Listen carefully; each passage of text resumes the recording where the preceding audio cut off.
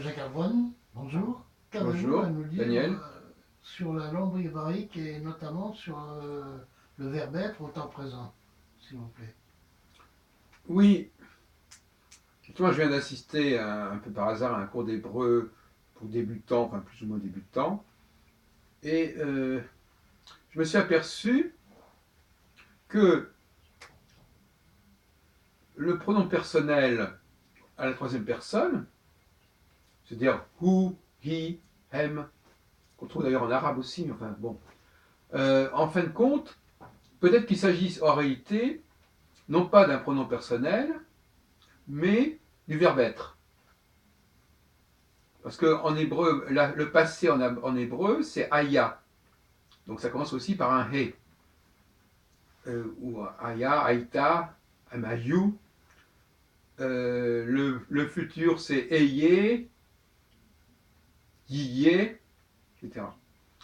Et donc, en fin de compte, on peut se demander si en hébreu, on a vraiment besoin d'un pronom personnel. C'est pas certain, puisque les verbes portent déjà la marque du genre, dans bien des cas. Et donc, par conséquent, le pronom personnel serait redondant. En revanche, paradoxalement, en hébreu, on n'a pas le verbe être. Donc on a un pronom personnel qui ne sert à rien et un verbe être qui manque. Et donc moi, je pense que le pronom personnel, c'est en fait le verbe être. Que c'est. Alors moi, j'ai déjà observé ce genre de phénomène bizarre dans l'histoire de certaines langues, même en français. Il y a des décalages, il y a des choses qui ne sont plus à leur place. Parce que moi, ce qui m'intéresse, c'est de découvrir le système d'une langue et de retrouver son système quand il a été corrompu, quand il a été perturbé. Et donc, à mon avis, d'ailleurs, je vais vous donner l'exemple. Quand on dit, par exemple, en hébreu, le chien est grand, c'était ce que disait d'ailleurs le professeur d'hébreu tout à l'heure, à Boulogne, on dit à Kelev ou Gadol. Ou Gadol. Donc alors le professeur va dire ou c'est il. Il. Donc le chien, lui, grand. Mais en réalité, on peut se demander si, en fin de compte, à Kelev ou Gadol, ou ne veut pas dire est grand. Donc, en fait, donc lui, il dit non, le verbe être, on ne le dit pas, le verbe être, mais on dit ou à la place. Voilà ce qu'il dit. Mais ce ou, qui est censé être le pronom personnel, en réalité, à mon avis, c'est le verbe être. C'est-à-dire que c'est une racine directement du verbe être. Donc, en fin de compte, j'ai découvert que, contrairement à ce qu'on dit, l'hébreu a un verbe être au présent qui est représenté par le pronom personnel. C'est-à-dire que le verbe être a disparu et il a été conservé sous un autre statut qui est celui du pronom personnel. Je me souviens que le verbe être, c'est aussi lié à la question du tétragramme. Le fameux Jéhovah, le buisson. Je ne sais pas si vous avez vu le film Exodus, vous n'avez pas eu le temps de le voir. C'est très intéressant à voir ce film.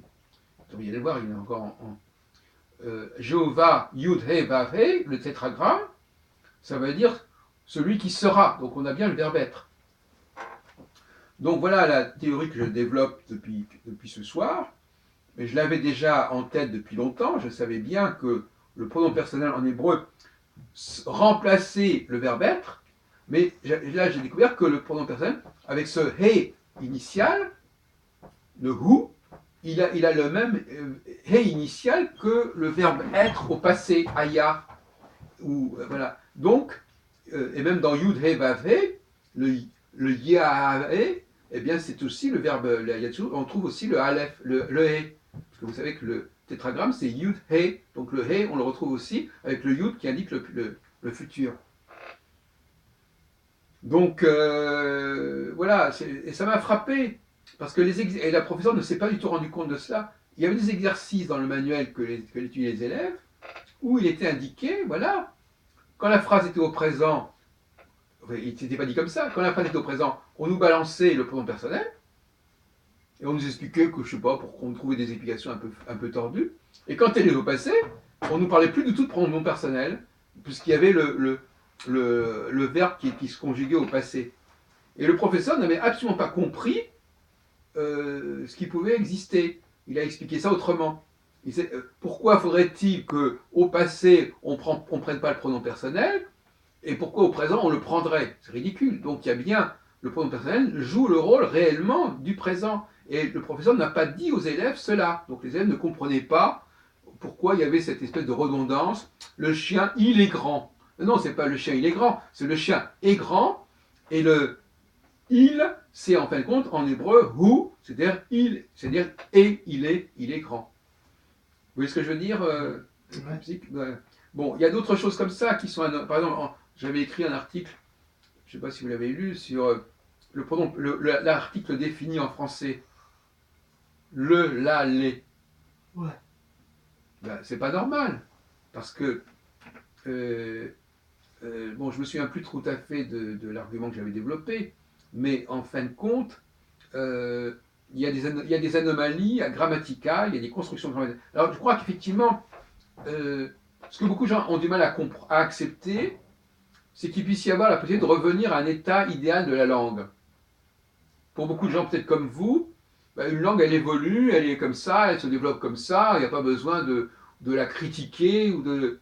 Pour revenir à votre question, là, on prend la langue comme elle est, on ne va pas dire on va la réformer, ou on va la reprendre, ou on va la restructurer, ou on va la reconstruire. Les gens n'ont pas, en général, cette attitude reconstructrice au niveau de la langue. Vous-même, qu'est-ce que vous pensez, Daniel, de la langue? Qu'est-ce que c'est qu'une langue? Comment est-ce qu'elle est construite, la langue? Comment elle évolue? Est-ce qu'il faut la prendre comme elle devient? Ou est-ce qu'il faut la réformer, la restituer à son état originel? Qu'est-ce que vous en pensez? Bah, elle peut évoluer. Elle peut évoluer, mais comme ça. Mais, Elle évolue, mais ouais. on n'a pas besoin de savoir comment elle était au départ. On ne peut pas savoir comment elle était au départ, c'est ça que vous pensez? Si, on peut, Comment on peut le savoir? par l'étymologie. Par l'étymologie, oui. D'accord. Euh, Vous avez comme ça des exemples d'anomalies que vous avez remarquées pour les langues que vous parlez? Donc, vous n'avez jamais remarqué qu'il y avait des anomalies? Par exemple, une anomalie qui est très intéressante en hébreu, justement, c'est que, alors qu'en hébreu, normalement, l'adjectif au féminin prend A, gadol, grand, gedola, grande, donc c'est un peu comme, on ajoute le A pour marquer le féminin, et en revanche, quand on prend le pronom personnel ata, at, eh bien, aussi curieux que ça vous puisse paraître, quand je dis ata, je m'adresse à un homme, et quand je dis at, je m'adresse à une femme. Alors que quand je dis gadol, je m'adresse à un homme, et quand je dis gedola, je m'adresse à une femme. Donc on ne comprend même pas comment il s'est fait que le pronom personnel masculin prend un A, alors que normalement c'est au féminin qu'on met un A. Donc le at féminin prend une forme masculine, et le ata masculin a une forme féminine. C'est incroyable.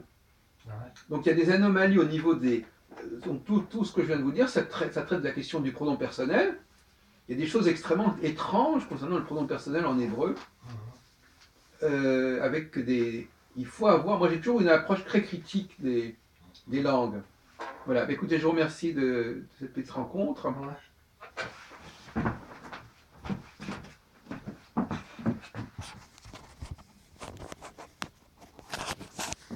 Voilà, 8 minutes, 9 minutes.